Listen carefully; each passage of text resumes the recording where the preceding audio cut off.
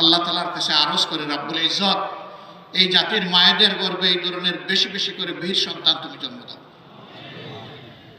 এরা যেন জাতির পাহারাদার হতে পারে। সম্মানিত ভাইয়েরা, এই দেশে অনেকে শাসন করেছেন, আগামীতে হয়তো আল্লাহ যাদেরকে পছন্দ করবেন তারা এই জাতির খেদমতের দায়িত্ব পালন করবেন।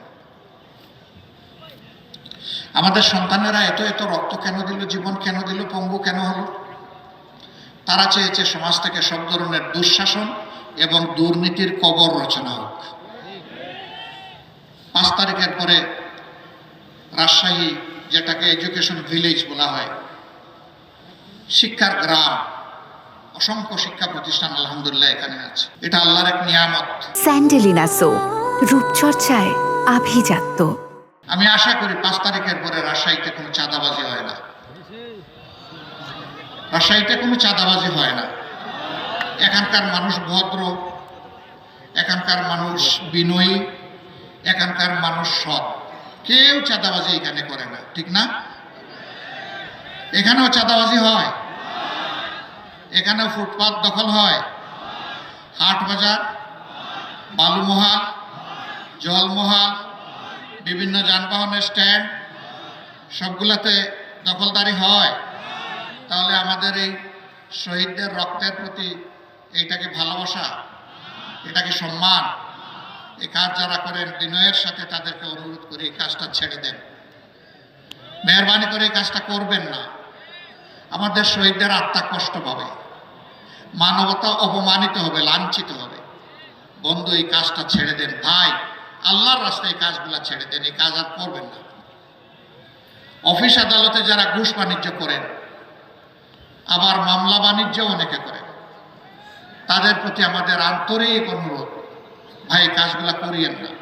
আমাদের শহীদদের আত্মা কষ্ট পাবে। আর আমাদের জীবন্ত সন্তানেরা যারা শহীদ হওয়ার নিয়ত করে ঘর থেকে বের হয়ে রাস্তায় সেদিন লাখো লাখো সন্তান, কোটি কোটি সন্তান নেমেছিল, তারা অন্তরে বড় কষ্ট পাবে। তাদেরকে কষ্ট দেবেন না মেহেরবানি। তবে যদি আমাদের এই বিনয়ী অনুরোধ কেউ না মানে, তাহলে তাদের জেনে রাখা উচিত যুদ্ধ আমাদের শেষ হয়নি। আমাদের সন্তানেরা স্লোগান দিচ্ছে এখনো, আবু সাইদ মুক্ত, শেষ হয়নি যুদ্ধ। আপনারা আমার সাথে বলবেন, আবু সাইদ মুক্ত, লড়াই চলবে ইনশাআল্লাহ। কতক্ষণ? যতক্ষণ না ইনসাফ এই জমিনে কায়েম হয়। আর ইনসাফ কায়েমের গ্যারান্টি একমাত্র আল কোরআন দিতে পারে, আর কিছুই দিতে পারে।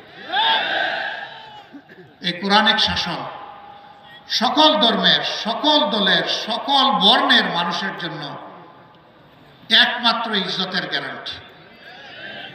এই কোরআনের শাসন কায়েমের মধ্য দিয়ে একটা মানবিক বাংলাদেশ আমরা করতে চাই, দুর্নীতি এবং দুঃশাসন মুক্ত বাংলাদেশ করতে চাই।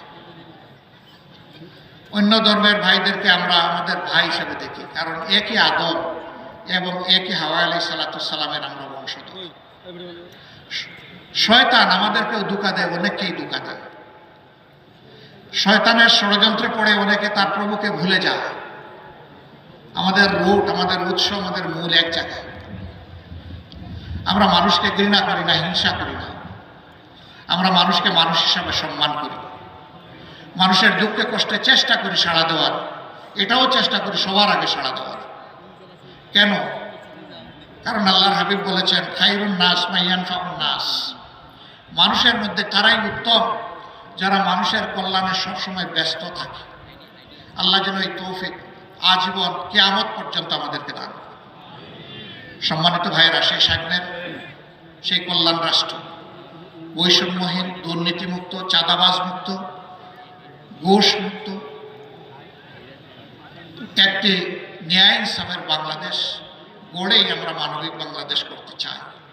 এই বাংলাদেশ আপনারা চান, আমার সহকর্মীরা চান, তাহলে আমাদের লড়াই চালিয়ে যেতে হবে।